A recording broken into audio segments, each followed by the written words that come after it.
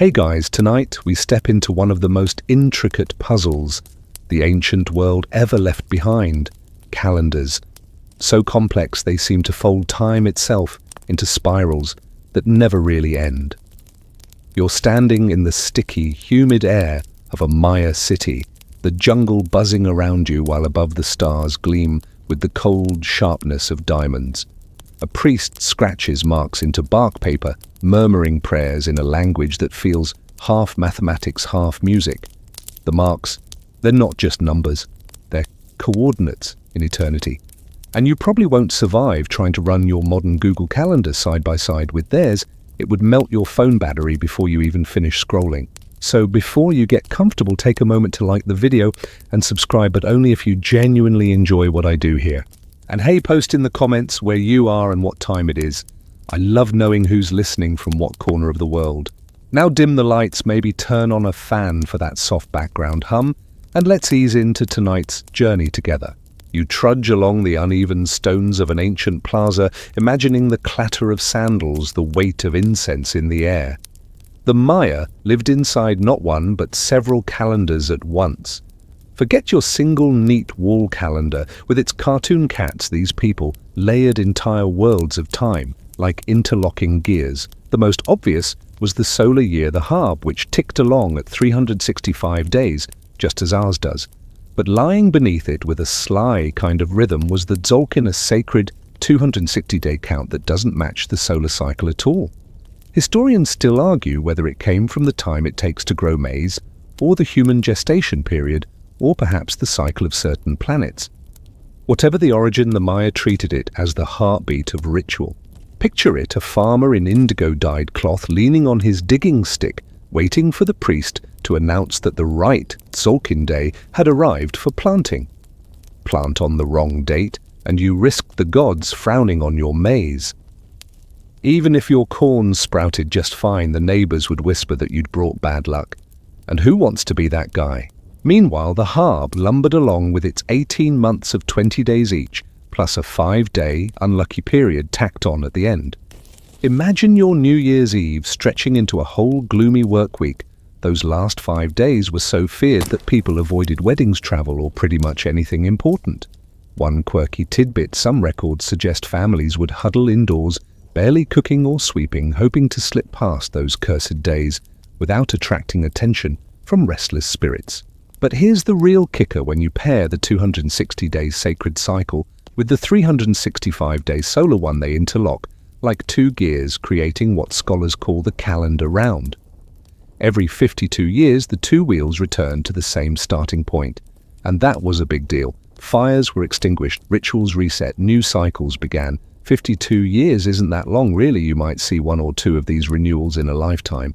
Imagine the pressure of knowing your personal fate was woven into this cosmic clock, ticking toward a reset you couldn't avoid. Historians still argue whether the calendar round was seen more as a practical scheduling tool or a deeply mystical reset button. Was it simply a way to track birthdays and harvests, or did people believe that when the gears clicked back together, the universe itself might wobble on its axis? The truth is probably both practical and mystical, woven together like threads in a brightly colored huipil. Walking through the city, you can almost feel it. Every shopkeeper, every warrior, every child had a birth date, stamped not just in our sense of October 12th, but in a layered signature of numbers and names that tied them to gods, omens and duties. It's like being told, congratulations, you were born on 7 Jaguar. Not exactly the kind of birthday card you'd get today, but it carried meaning that guided careers, marriages, and even which kind of offerings you might bring to the temple. One mainstream fact we know is that the Maya priests, sometimes called daykeepers, memorized hundreds of these date combinations and used them like fortune tellers. People came to them asking, is this a good day to build a house, to set out on a journey? It's like having a personal astrologer on speed dial. But instead of star signs, it was these endlessly looping calendar wheels. And the quirky side: some colonial accounts describe Maya nobles deliberately timing wars to line up with favorable days. Picture a general saying, yes, the enemy looks strong, but today's 3 flint. The gods basically promised us an easy win. It's equal parts strategic and superstitious. The deeper you sink into this calendrical world, the more you realize you're walking through time as a landscape. Each day isn't just a number, but a character with its own mood. The days whisper, they tease, they warn, and you, a weary traveler under the jungle canopy, are caught inside their endless shuffle. Your footsteps echo, and as the drums of a nearby ritual swell, the harp and tzolk'in click together in your imagination, two gears grinding out destinies. They will keep turning whether you're watching or not, whether a city rises or crumbles into vines. That's the eerie comfort and the unsettling puzzle of Maya time. It never really stops. You follow the sound of hollow wooden drums deeper into the city, where a group of men in feathered cloaks and women with braided hair gather near a smoky altar. They're not just praying, they're listening, not to a god's voice in thunder or wind, but to the tick of invisible gears, the tzolk'in and the harp. You can't see them, but the people here live and breathe by their rhythm. Two calendars, two pulses, one cosmic duet. The tzolk'in comes first. 260 days made of 20 day names rotating with 13 numbers. You might think that sounds like bingo night gone wild, but to the Maya it was a sacred heartbeat. Every day carried its own personality, jaguar, reed, storm flint, and each one whispered a destiny. Born on 8, deer, you might be destined to lead. Born on 1, rabbit, better keep your eyes open for trouble. Historians still argue whether the 260 count grew out of the maze cycle human gestation or the interval of certain stars appearing in the sky. No single explanation sticks, which only makes it more mysterious. Now layer on the harp 365 days neatly divided into 18 months of 20 days, plus 5 leftovers, the Wayeb. Those last 5 were feared, avoided, treated like the universe's version of don't make sudden moves. Imagine your Wi-Fi going out your car, breaking down, and your favorite streaming service crashing all on the same week. That's the mood of Wayeb. People would stay home, avoid travel, and whisper extra prayers, hoping to slip into the new year unscathed. Together these two counts mesh like a pair of interlocked gears. Spin one and the other shifts, and only after 980 days, about 52 solar years, do they reset to the same combination. This was the calendar round, and it defined lifetimes. A child might be born under a rare combination that wouldn't appear again until they were old enough to have grandchildren. Talk about a cosmic birthday party nobody else in the village shares. One mainstream fact is that the calendar round shaped big ceremonial events. Cities planned fire rituals to mark its completion, extinguishing every hearth and then relighting them from a sacred flame, as if the world itself had rebooted. The idea of a communal reset, a chance to sweep out the old energy and welcome the new, is oddly familiar. We do the same with New Year's fireworks, except we skip the part where the gods might literally pull the plug on creation. Here's a quirky tidbit. Archaeologists have found murals suggesting that specific tzolk'in days were tied to humor and trickster energy. Imagine whole festivals built on sanctioned mischief, like April Fool's Day, but cosmic. Jesters in feathered masks, children tossing maize at their elders, the kind of ritual chaos that reminds everyone life isn't only about solemn rituals. But historians still argue whether the calendar round was mostly practical or mystical. Was it a neat way to keep track of birthdays, debts, and harvests, or a divine code that locked human lives into celestial scripts? Some say it was both a spreadsheet of destiny written across the stars and the soil. You walk past a scribe, hunched over, folded bark paper painting tiny glyphs in red and black. Each glyph isn't just a word, it's a date, a slice of the calendar.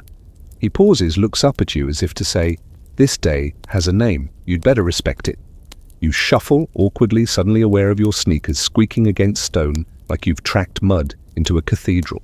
And the people, they didn't think of time as a straight line dragging them forward. They lived in loops, in cycles, in patterns, repeating endlessly.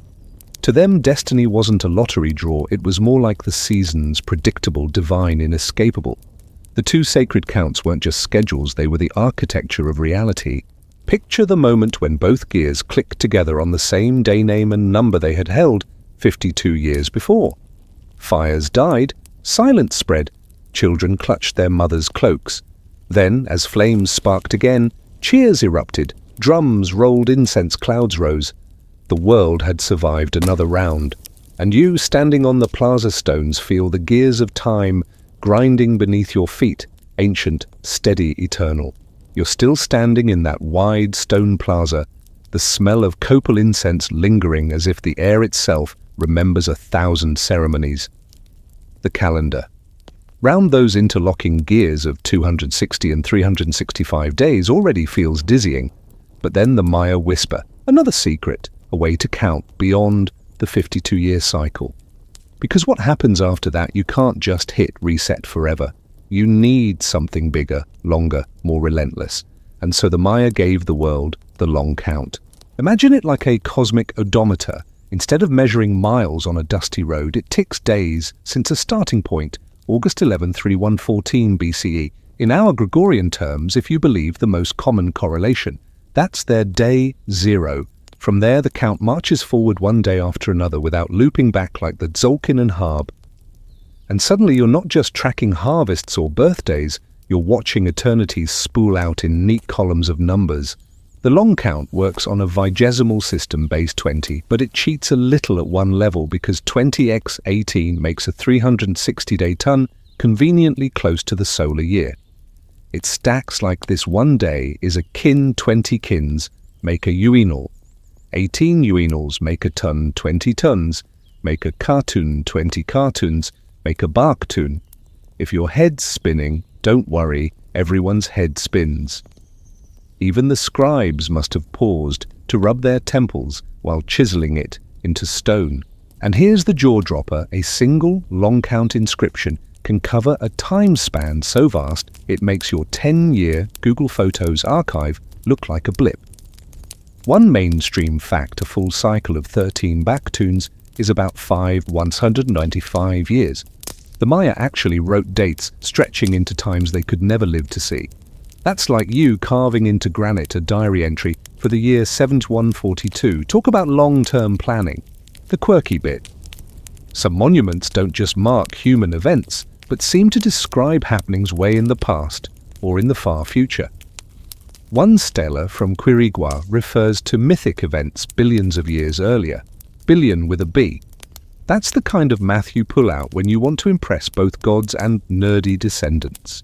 Historians still argue whether the long count was intended mainly for historians and rulers keeping track of wars, dynasties, treaties, or whether it was always a cosmic scheme linking mortals to the gods' own timelines. Did kings carve it into stone to glorify themselves, or were they humbly showing their place in cycles too immense for ego? The debate rages on. Picture yourself trailing your fingers over a stela glyphs carved so deep your whole hand can sink into them. Each block is a date, a coordinate in this immense grid of time. The stone is cool, gritty, unyielding, and yet behind the numbers you can almost hear a drumbeat, steady and endless: kinuinal, tun, katun, baktun. The Maya genius here wasn't just that they could count forward forever. It's that they believed forever mattered. To them, you aren't just a person born on some Tuesday.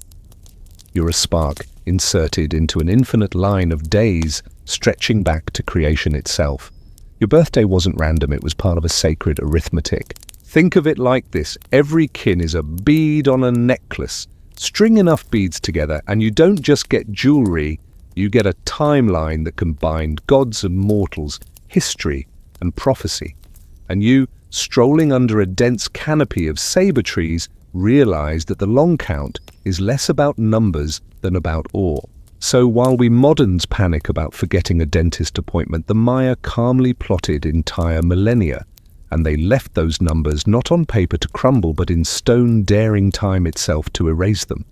You run your hand across the weathered surface, and though the glyphs are eroded, the message remains. We were here, we counted, and the count will go on. The jungle hums around you as you duck into the shade of a ruined temple. Moss curls over the stone steps, but what grabs you isn't the silence, it's the idea. that here, centuries ago, scribes discovered something that reshaped the very concept of counting zero. A shell-shaped glyph, simple but revolutionary, allowed the Maya to hold a place in their numbers and, by extension, stretch time like no one else. You plop down on a broken block, imagining the moment some scribe carved that first zero. He probably didn't announce, "Ladies and gentlemen, we've just reinvented mathematics." No fireworks, no TED Talk, just a mark, scratched into bark paper, a placeholder that meant this space matters even if it's empty. Without it, the long count wouldn't work. You can't track eternity if you can't keep your columns neat. Here's a mainstream fact: the Maya were among the very first cultures anywhere to invent zero as a true numeral, centuries before much of Europe even flirted with the idea. Their system was vigesimal base 20, with dots for ones, bars for fives, and that elegant shell for nothingness. It looked deceptively simple, but it gave them the power to add, subtract, multiply, and most importantly, record vast spans of time. Now the quirky side: some accounts suggest scribes used beans or maize kernels laid out in patterns to teach kids how the system worked. Imagine a classroom where you pop a bean on the mat for every kin, stack a bar of 5, then proudly slap down a shell for 0. It's math class, but with snacks. Historians still argue whether the Maya borrowed the idea of zero from earlier Mesoamerican neighbors like the Olmec or Zapotec, or if they sparked it independently. The evidence is tantalizing but inconclusive. Either way, they ran with it, embedding it into their cosmology as if nothingness itself was sacred. You lean back, listening to the jungle's cicadas pulse in waves, and you realize how odd it is, a culture treating emptiness not as a void to fear, but as something that gives structure to everything else. The zero wasn't just math, it was philosophy. In their view, time itself could only exist because nothingness gave shape to being. Without zero, eternity collapses into confusion. Picture yourself staring at a long count inscription 912.2.2.16. To us, it's an intimidating string of numbers. To a Maya scribe, it was elegance incarnate: columns neat and orderly, each digit sitting in its proper place thanks to the humble zero. It's like trying to build a Lego tower without the connecting studs. You can pile pieces, sure, but it'll wobble and fall. Zero is the stud that locks time into place. One detail modern eyes often miss is how aesthetic these numbers were. Painted in codices or carved into monuments, the shell glyph isn't just a mark. It's graceful, like a swirl of a wave or the curl of a snail shell. It's as if they knew beauty and function should share the same space. You imagine the scribes teaching apprentices late into the night, candlelight flickering over bark paper books. The master rolls a bead of sap between his fingers, drops it on the mat, and says, "This is one." He adds 4 more and murmurs, "Now we have 5. Then he brushes them aside, leaves the mat empty, and smiles. "And this," he says, tapping the emptiness, "is just as powerful." The boy frowns, then grins as the realization dawns. That's the trick of zero. It turns absence into presence. It allows a date to skip from one level to the next without chaos. It lets calendars stretch across millennia with the same ease you stretch your morning alarm. And here you are, centuries later, running your fingertip across the faint outline of a shell carved into limestone, knowing that this little nothing changed everything. The temple stones feel warm under your palms as you climb higher, and you realize you're not just walking on rock, you're stepping across units of time. The Maya mapped out like stepping stones in a river. Each block of stone might as well be labeled Kin Winol, Tun Katun, Bak Tun. The Maya didn't just count days, they stacked them into cycles within cycles, like nesting dolls that whisper, "There's always another layer." Start smaller kin is a single day, the kind you wake up, stumble for coffee, and hope you remembered to feed the dog. 20 kin make a weanal, about 3 weeks, long enough for your modern streaming service to auto-charge you again. Stack 18 of those weanals, and you've got a ton, roughly 360 days.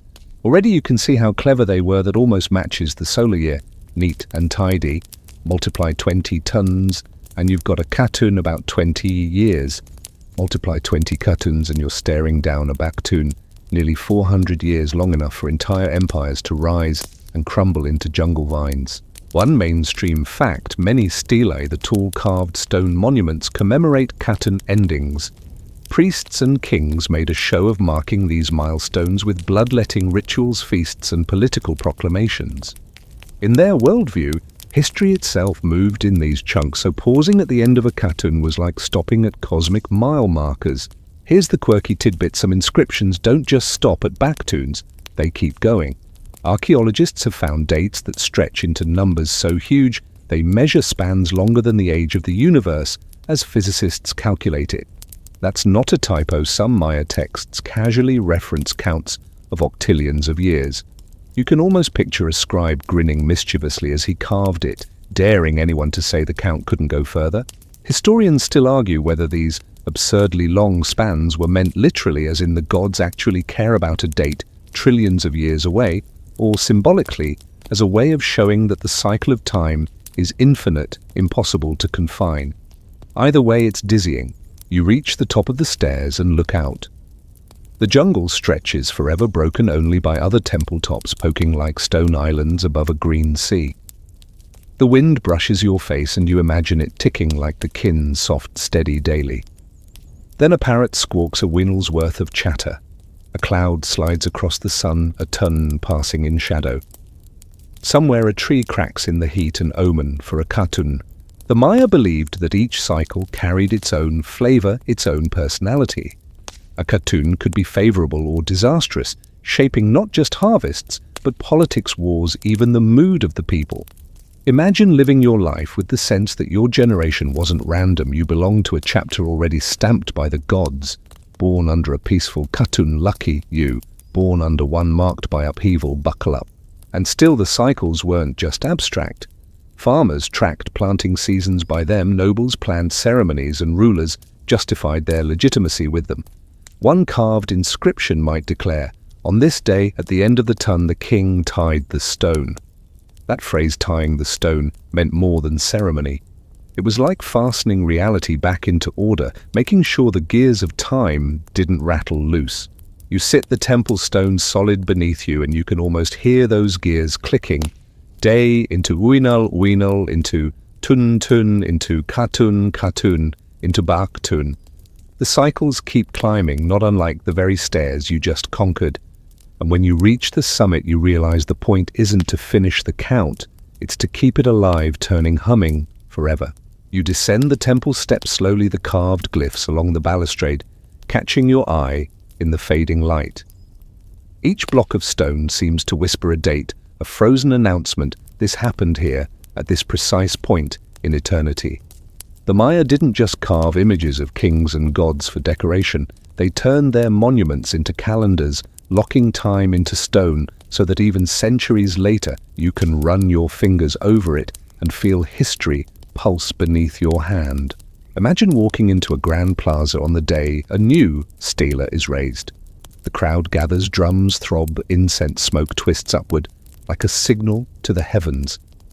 A king, feathers fanned like a peacock on steroids, steps forward and spills his own blood onto bark paper. Why? To feed the gods, yes, but also to seal the date, an exchange between human sacrifice and cosmic order. When the glyphs are carved, they don't just say, "This king won a battle," they say, "This king won a battle on 916.410.86, Lamat 11. Pop."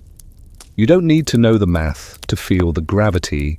This moment has a cosmic address. One mainstream fact: dozens of Maya stelae show not only political victories but precise calendar notations. These weren't vanity plaques, they were historical ledgers that kept dynasties tied to the ticking of the long count. Archaeologists can actually reconstruct whole sequences of reigns by reading them like flipping through a stone chronicle. Now for the quirky tidbit: some altars and ceramics carry dates far into the past or future, often referencing mythological events. One vase casually notes that a god performed a deed millions of years before creation. It's the ancient equivalent of writing on Tuesday before there were Tuesdays, a god sneezed lightning. Practical? Maybe not. Poetic? Absolutely. Historians still argue whether these mythic dates were meant as literal timekeeping or symbolic storytelling. Did scribes really believe they could pin a god's actions to a specific long count date? Or were they flexing their intellectual muscles, showing that their system could measure even the unimaginable? The debate hasn't settled, and maybe that's fitting. The Maya themselves seem to relish mystery. Picture a scribe hunched over a block of soft limestone chisel, tapping patiently. Each glyph he carves has two jobs: record a story and fix it to time. Without the date, the story is a floating rumor. With the date, it's anchored forever. That's the Maya genius. They didn't separate history from cosmology. They fused them so that when you read a stela, you're not just learning what happened, you're seeing where it sits in the great machinery of the universe. As you wander the ruins, you see toppled stelae lying like fallen soldiers. Their glyphs are chipped moss creeping into the cracks, yet even in ruin they radiate dignity. These stones were once upright in plazas, buzzing with life, children chasing dogs, women selling maize cakes, kings strutting under feathered canopies. And always, somewhere in the scene, a date was being recorded. Not just a memory, an official slot in the cosmic ledger. And here's the irony: the monuments were both permanent and fragile. Permanent because they were stone, intended to outlast flesh and wood. Fragile because wars toppled them, rain wore them, and lichen smudged their glyphs into riddles. You bend closer to one, tracing a half-erased number with your fingertip. You can't read it, but you feel it like the faint heartbeat of a calendar that once commanded empires. In the silence of the plaza, you picture the kings who stood proudly as these monuments were raised, believing their deeds would echo forever. And in a way, they were right. You, centuries later, are still hearing them, even if only as a murmur in the jungle breeze. The plaza fades behind you as you follow a narrow causeway, the jungle pressing in until you reach a low platform where shadows lengthen against weathered carvings of celestial glyphs. This isn't a marketplace or a throne room, it's an observatory, a place where the Maya peered into the heavens and tried to stitch the movements of stars and planets into their calendars. Here you realize the sky wasn't just decoration, it was the ruler of time itself. You tilt your head back, imagining the night sky without light pollution. The Milky Way arcs overhead like a river of crushed quartz. Venus gleams bright, dominating the dusk. To the Maya, Venus wasn't just a pretty dot, it was a powerful omen. Priests tracked its risings and settings with obsessive care, recording cycles of 584 days in their codices. One mainstream fact, the famous Dresden Codex, contains a Venus table spanning hundreds of years, showing when the planet would rise as morning or evening star. These calculations were so precise they impress astronomers even today. Now for the quirky tidbit. Some inscriptions suggest that wars were deliberately timed with Venus's first appearance as morning star. Imagine a king leaning over a smoky fire, whispering to his generals, "The planet of war rises tomorrow. Sharpen your obsidian blades." It's cosmic astrology turned into battlefield strategy. If you lost the war, well, maybe you just misread the sky. Historians still argue whether the Maya saw these planetary cycles as deterministic locked fates written in the stars, or as guides to be used wisely by clever rulers. Were they slaves to Venus's timetable, or did they simply use it as political theatre? The evidence wavers both ways. And it wasn't just Venus. The Maya tracked eclipses, solstices, and the complex dance of the moon. They knew when shadows would fall across temples, when the sun would perch perfectly atop pyramid steps, when the world seemed to hold its breath for an instant of cosmic alignment. You picture yourself standing in the crowd as a solar eclipse darkens the sky, birds falling silent, people gasping, priests raising their arms. To them, this wasn't coincidence, it was the calendar flexing its muscles. One observatory still stands at Chichen Itza, a round structure nicknamed El Caracol, the snail. Its windows align with key celestial events. You climb its spiral staircase in your mind, each step creaking under phantom feet, and emerge into a chamber where priests once watched Venus through carefully placed slits in the stone. You can almost hear the scratch of a quill on bark paper, recording another date, another omen. It strikes you how practical and mystical blurred here. The same Venus tables that dictated war could also guide planting seasons. Farmers looked skyward as much as kings did. The stars told everyone when to sow, when to harvest, when to brace for lean days. It's like the universe itself doubled as a cosmic farmer's almanac. And yet the Maya didn't think of these cycles as cold mechanics. They saw gods behind every shadow, every flare of light. The sun was a deity making his daily journey, the moon, a goddess waxing, and waning Venus, a warrior flashing across the horizon. By recording their paths, the Maya weren't just doing astronomy, they were negotiating with divine personalities. Standing in that crumbling observatory, you realize the calendars weren't only carved into stone or painted in codices, they were written across the night sky itself. And the Maya, sharp-eyed and sleepless, read them like scripture. You leave the observatory ruins behind, mind buzzing with planets and shadows, and stumble into a quieter clearing. The air smells damp like old paper fitting, because this part of the story is about scholars arguing over calendars as if the fate of the universe hinged on who held the correct pocket planner. The Maya left us the long count precise and stubborn. But matching it to our Gregorian calendar, that's the puzzle known as the correlation question. Here's the setup. The Maya wrote dates as long count numbers. We in the modern world count years from the birth of Christ. To line the two up, historians had to decide which long count day equals which Gregorian day. Without that anchor, you can't translate 9.16.410.8 into September 18th, 755 CE or whatever it might be. It's like having a lock without knowing the right key. One mainstream fact, the most widely accepted solution, is the GMT correlation, named after Goodman, Martinez and Thompson, the trio who pieced it together in the early 20th century. According to them, long count day 04, Ajor 8, Kumku equals August 11, 3114 BCE in the Gregorian calendar. With that fixed point, everything else falls into place. Most scholars and archaeologists use GMT like gospel. But the quirky tidbit. There are other correlations, each nudging the timeline by a few hundred days, this way or that. Some scholars champion them fiercely, claiming that the GMT is off and that we've been misdating Maya history all along. It's like arguing whether New Year's should actually be in March, and everyone insists their version makes the most sense. One fringe theory even suggests multiple parallel correlations were in play, like the Maya themselves were running alternate time zones. Historians still argue whether the GMT is truly airtight. Some say the astronomical data from Maya inscriptions like recorded eclipses line up too neatly to ignore.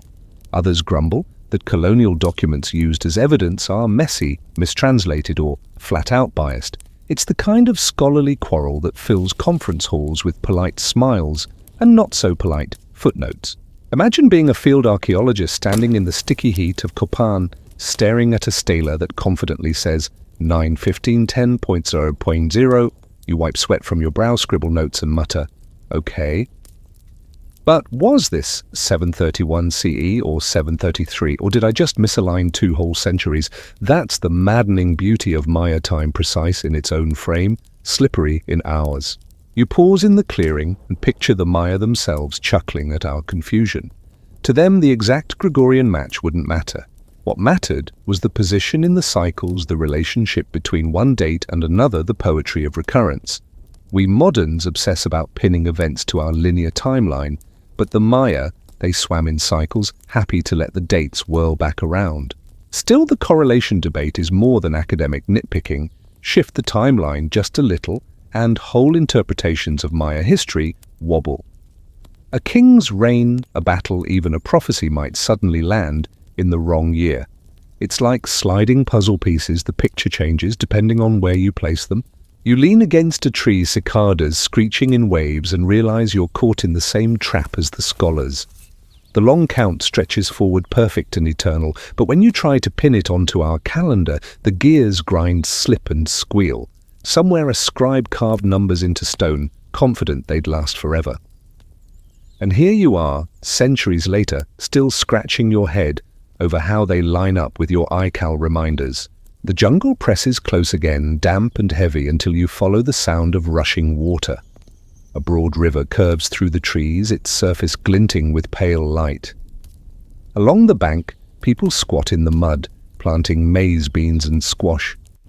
Here, the Maya calendars weren't just cosmic poetry, they were daily survival guides. If you didn't plant at the right time, you didn't eat. Simple as that. You watch a farmer glance skyward, squinting at a sliver of moon, then stab a stick into the soil. One mainstream fact, the 260-day Tzolk'in calendar, was used to track planting and harvesting cycles. Its length neatly matches the average growing season for maize in Mesoamerica. For centuries, this sacred calendar and agriculture went hand in hand. Now for the quirky tidbit. Some villages believed you shouldn't plant when Venus was visible in the dawn sky, claiming the crops would grow bitter or stunted. It's like cosmic bad luck for your corn, as though Venus was sending a memo, "Nope, not today, your tortilla dreams can wait." Historians still argue whether farmers themselves were fluent in these cycles, or if they simply relied on priests to announce the right days, maybe both. Some inscriptions suggest everyday families knew enough to follow celestial rhythms on their own. Others hint that priestly calendars controlled not just temples, but the food supply itself. Was timekeeping democratized, or was it monopolized? The debate lingers like a half-burned tortilla. You picture yourself wading through the field's mud, clinging to your ankles, listening to the thump of stone hoes. The smell of wet earth mixes with smoke drifting from a nearby kitchen fire. Someone stirs a pot of Atoli sweet maize gruel while glancing at the sky for reassurance that the season is on track. Their confidence comes not from weather forecasts or satellite apps, but from cycles etched into bark paper and carved into stone. And then there's ritual. Planting wasn't just practical, it was sacred choreography. Before seeds touched the soil, offerings were made. A sprinkle of blood, a puff of copal incense, maybe a few cacao beans tossed into the ground. Time itself had to be invited to cooperate. You imagine crouching at the edge of the field, watching a farmer whisper to the earth, "Grow well, for the gods are watching." It makes you think of your own fridge, stuffed with pre-washed greens and microwave burritos. Imagine if your dinner depended on the precise moment Venus rose, or if you had to fast because the priest said the calendar demanded patience. Suddenly a little cosmic respect seems very practical. As the river flows past, you can almost see the cycles mirrored in its eddies. The water swirls circles, folds back on itself, like time in the Maya imagination. Plant, harvest, rest, repeat. Life was a spiral, not a straight line. You lean down, dip your hand into the current, and feel the chill wash over you as if brushing against centuries of patient calculation, each ripple a calendar turn. The river fades into nightfall and you find yourself drifting toward a wide stone platform where firelight flickers against the faces of priests in tall headdresses. The smell of burning copal fills the air thick and sweet while drums thud like a heartbeat. Here, time itself isn't just counted, it's worshipped. Rituals weren't random parties, they were carefully timed performances that matched the pulse of the calendars. You watch as a priest raises a carved staff, chanting words that seem to echo off the stars. One mainstream fact that Tzolk'in's 260-day cycle provided the scaffolding for ritual days. Each day had its own deity, its own personality, and its own mood. Priests interpreted which rituals belonged to which day like cosmic DJs, making sure the right track played at the right moment. Here's the quirky tidbit: some days were so unlucky that even saying their names out loud was avoided. Imagine needing to schedule a wedding and being told, "Sorry, that day is cursed." Reschedule or risk a lifetime of soggy tortillas. It's superstition with teeth. Historians still argue whether these calendar-driven ceremonies were primarily religious obligations or political theater.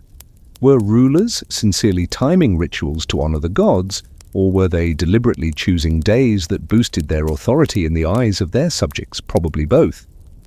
But the debate keeps scholars squinting at inscriptions, trying to decode intention. Picture yourself in the crowd, shoulder to shoulder with villagers, holding clay bowls of offerings. The heat from the fires makes sweat bead on your forehead. You hear conch shells blasting dancers, stamping their feet, feathers rustling.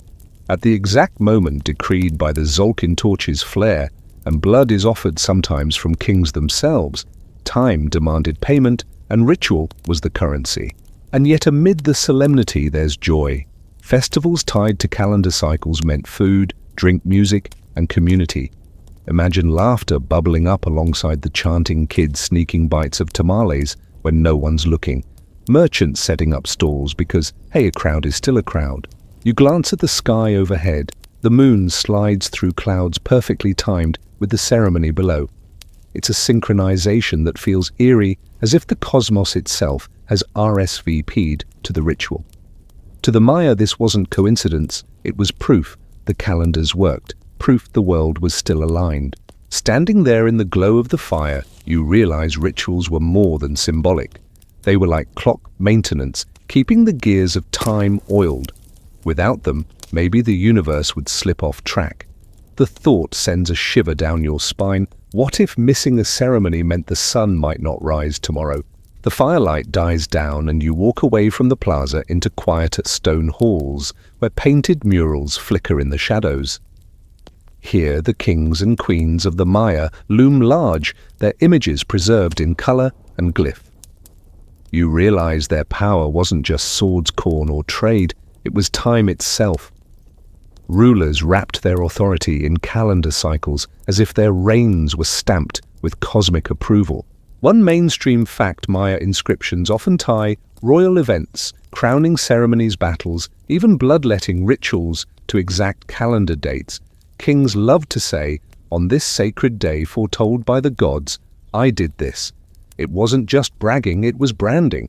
Their actions gained legitimacy because they synced with celestial rhythms. And here's the quirky tidbit: some rulers went so far as to embody calendar deities themselves. A king might dress as the sun on a solstice, or a queen might become a moon goddess during an eclipse.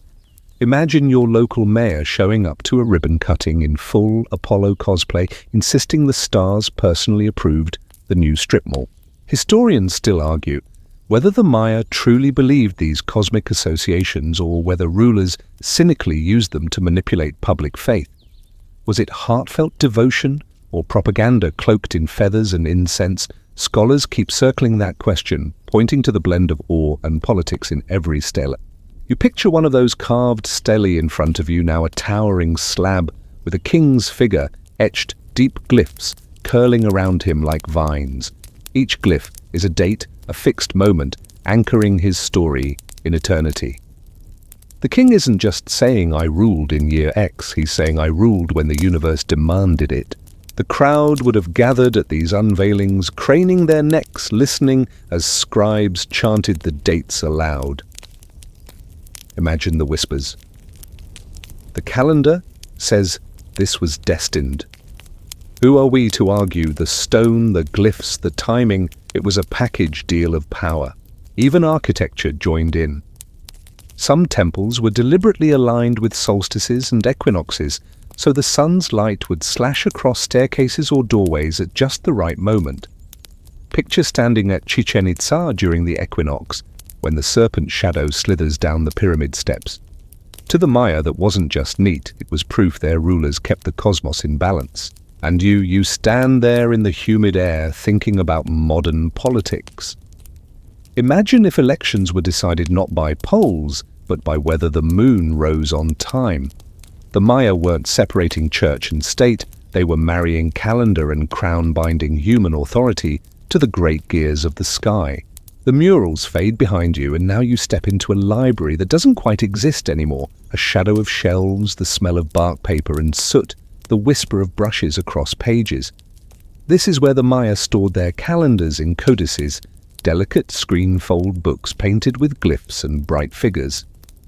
Most are gone now, burned by conquistadors who saw demons where there were only dates. Still, you can imagine the survivors lying open on a low wooden table, their pages glowing faintly in the firelight. One mainstream fact: only 4 authenticated Maya codices remain today: the Dresden, the Madrid, the Paris, and the Grolier or Mexico Codex. Each one is a window into the calendars Venus tables, eclipse charts, ritual schedules. The Dresden Codex in particular is sometimes called the finest pre-Columbian book we have stuffed with astronomical precision. And here's the quirky tidbit: the Grolier Codex, once dismissed as a forgery because of its rough style, was eventually declared authentic by scholars in 2016. It turned out this scrappy, imperfect little book really had survived the centuries, hiding in plain sight like an awkward cousin at a family reunion. Historians still argue whether the codices we have are representative or just lucky fragments. Were there thousands more covering sciences and stories we'll never know? Did we lose whole genres of thought to fire and mildew? That debate lingers like smoke, a constant reminder of knowledge almost erased. You run your finger along an imaginary page, tracing a painted glyph jaguar. Heads, serpent coils, dots and bars counting off days. The pages smell of lime plaster and age like dry autumn leaves. Every fold is another doorway into the Maya mind. Picture a priest flipping open the Dresden Codex by torchlight, chanting the cycles of Venus, whispering which days are good for travel or war. The book isn't just a record, it's a living schedule. Time itself feels like it's crouching on the page, ready to leap out and reorder your world. And you think of your own shelves, dog-eared paperbacks half read, cookbooks, notebooks with doodles. Imagine if someone judged your whole culture by 4 battered survivors. That's what scholars face with the codices. 4 fragile voices whispering across centuries, telling us this is how we counted forever. Somewhere, maybe deep in a cave or hidden under jungle soil, more codices might still be waiting. But for now, the 4 we have feel like holy relics, ink and bark, carrying the weight of worlds. You step away from the ghostly codices and find yourself in a clearing where time itself feels loose, slippery. It's not the orderly gears of the Gregorian calendar you grew up with. No neat rows of Mondays and Thursdays, no smug February with its leap day drama. Here, the Maya calendars stretch in loops, spirals, cycles, folding over cycles. You're dizzy just trying to follow the math. One mainstream fact: the Maya combined the 260-day Tzolk'in with the 365-day Hab into the 52-year calendar round. After 18,980 days, the 2 cycles realigned like celestial gears meshing again. For the Maya, this 52-year reset was a huge deal, the closest thing they had to a century. Now for the quirky tidbit: some sources describe ceremonies at these calendar round completions where fires were extinguished, then relit to mark the rebirth of time. Imagine standing in darkness with your whole village hearts pounding, waiting for a priest to strike a spark so the world could keep going. No pressure, right? One bad flint and boom, existence feels a little fragile. Historians still argue whether the 52-year cycle was treated as literal cosmic renewal or just a symbolic reset. Was it more like, happy new century, let's party, or if we mess this up, the sun might stay gone? The uncertainty leaves room for both awe and nervous laughter. You watch phantom villagers gather in the clearing carrying torches that sputter out, leaving only stars above. Then, at the precise moment, a flame leaps to life, and relief spreads through the crowd like warm honey. The new calendar round has begun. Life continues, corn will grow, children will be born. The gods have nodded yes. And yet beyond the calendar round lay something even bigger: the long count, that endless scroll of time rolling far past human lifespans. To the Maya, the 52-year cycle was a heartbeat. The long count was the bloodstream. Both worked together, one intimate, one eternal. It makes you glance at your own clock, glowing on your phone. 11:47 p.m. or is it 11:48? The seconds tick forward with brutal linearity. You can't help but feel cheated. Where are your overlapping cycles? Where's your cosmic renewal festival? You're stuck with daylight savings time while the Maya got a calendar that breathed like a living creature. In the clearing, the fire burns bright. People laugh, eat, dance, secure in the knowledge that the cycles have been renewed. You close your eyes and feel the heat of the flames steady as the beating of time itself. The fire's warmth fades and suddenly you're back in a world of stone steps and foreign voices. The jungle feels different.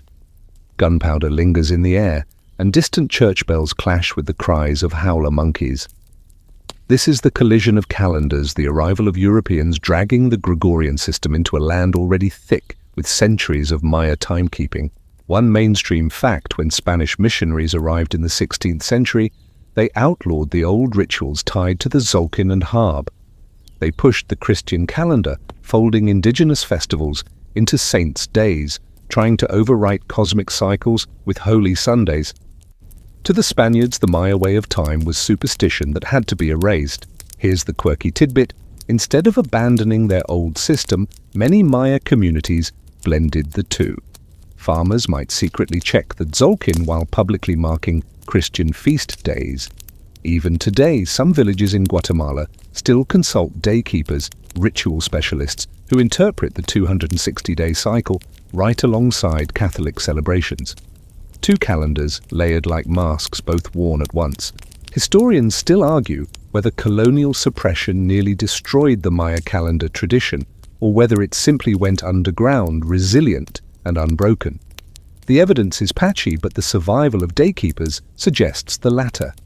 Time, like roots beneath stone, has a way of pushing back. You picture yourself walking into a colonial plaza. A friar scolds the crowd to forget their old ways. But you notice an elder fingering beads, whispering numbers under his breath, counting the days the old way hidden in plain sight. In that small defiance, the calendars survive. The clash wasn't only spiritual. Imagine the practical confusion: two systems running at once. Festivals, shifting dates, eclipses, mistranslated wars, remembered under different years. It's like trying to run your phone and your grandmother's cuckoo clock side by side, both telling time but never quite syncing. Yet somehow, the Maya calendars refused to vanish. Instead, they adapted. The long count may have fallen silent in carved stone, but in whispered prayers in cornfields planted by moonlight, in numbers muttered beneath church bells, the old cycles ticked on.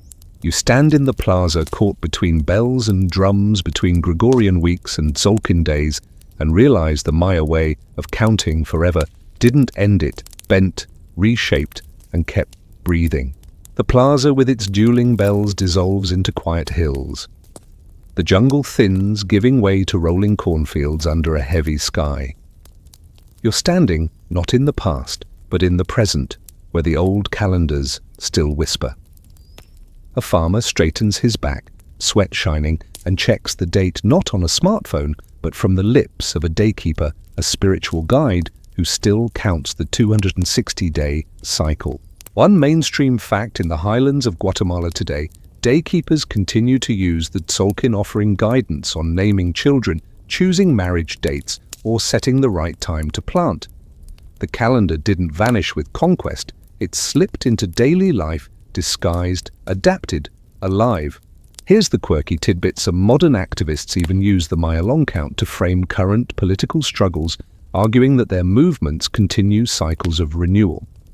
In their speeches, 13 Baktun wasn't just an ancient tick of the clock, it was a chance to reclaim identity and power. The calendar has become both prophecy and protest. Historians still argue whether today's practices are direct continuations of pre-Columbian tradition or creative revivals shaped by colonial and modern pressures. But the fact remains: when a grandmother lights incense and whispers to the calendar, she's carrying time forward in ways scholars can barely chart. You picture yourself sitting on a hillside as dusk falls, listening to cicadas hum, while a daykeeper murmurs over colored candles. The smoke rises, curling like glyphs you can't quite read. Somewhere in that pattern is your place in the cycle, your thread woven into the loom of forever. The sky darkens, stars emerge, glittering, endless, familiar. They look the same as they did for the scribe who inked the Dresden Codex, for the king who posed beside his stela, for the farmer who nervously waited for Venus to disappear before planting corn. The calendar keeps counting whether you follow it or not. And now it's time to let go of numbers, glyphs, and debates. Let's slow down, soften the edges, and drift into the wind down. The night air feels cooler now, brushing your skin like a hush. Each sound stretches, an owl calling low, a breeze slipping through grass, your own breath rising and falling. The rush of cycles and dates fades, leaving only a steady rhythm like waves folding back against the shore. You lean back and the stars above seem less like puzzles and more like lanterns, quiet and kind. Your thoughts loosen. The endless calendars stop ticking. Instead, you picture a single flame burning in the dark, unwavering, patient. It doesn't count the hours, it simply glows. The fire warms your face steady and calm, as if time itself has decided to rest for the night. And so you rest too. The world is still turning, the cycles still spinning, but you don't need to follow them now. You can drift, you can breathe, you can close your eyes. Tomorrow will come on its own. Tonight belongs to silence. Tonight belongs to sleep.